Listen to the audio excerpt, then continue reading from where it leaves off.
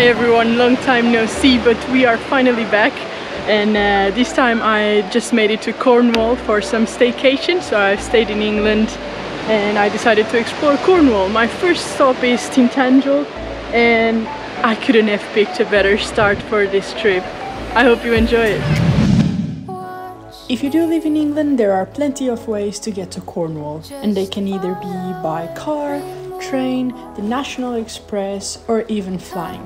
If you don't live in England, you can also fly to Cornwall directly through airports such as Land's End or Newquay. In my case, I've decided to explore Cornwall through public transports.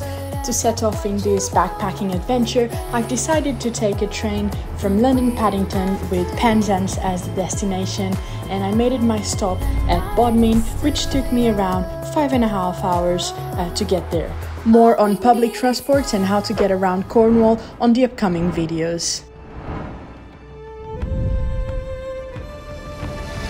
Setting for over 15,000 of years of history and archaeology, Tintagel has not only inspired lots of medieval writers through tales of ancient British kings and heroes, but also everyone that does walks through the footfalls of history.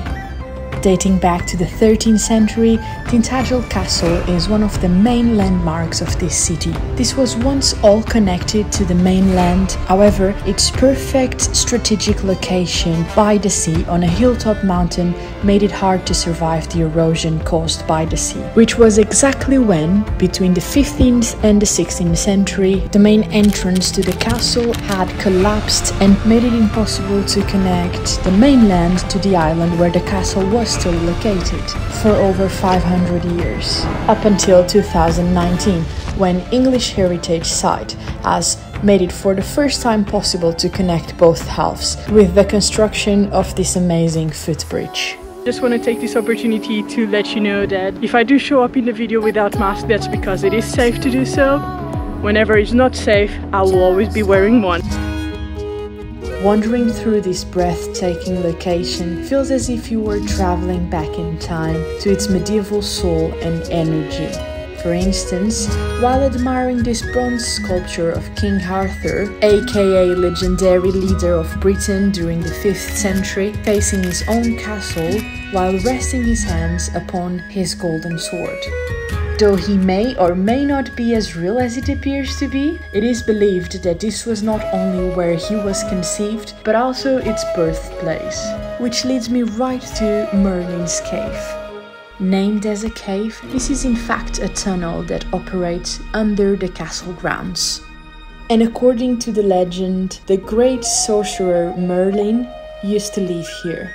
And again, though this may or may not be truth, let's believe that the symbolic fairy tale drawn from the verses of the poem Idyllis of the King are as real as they can be, telling the truth of when Merlin pulled the newborn infant Arthur from the waves of Haven. In Tintagel, you're sort of central to so much. You're never too far from St Ives, Land's End, and you can also an hour and a half when you're in Devon. So much to see. Yeah, it's just an awesome place in general. If you are willing to join this castle to the list of things to do when visiting Tintagel, I do advise you to book your tickets on the English Heritage Site. The ticket prices range from £17 per adults to £10 per children. Members of the English Heritage Site can get their tickets free of charge. As the way to the castle can be a bit tough for some people, there is also a Land Rover service available where for an extra £2.50 you can get dropped off at the castle, or you can be picked up from the castle and brought back to the city.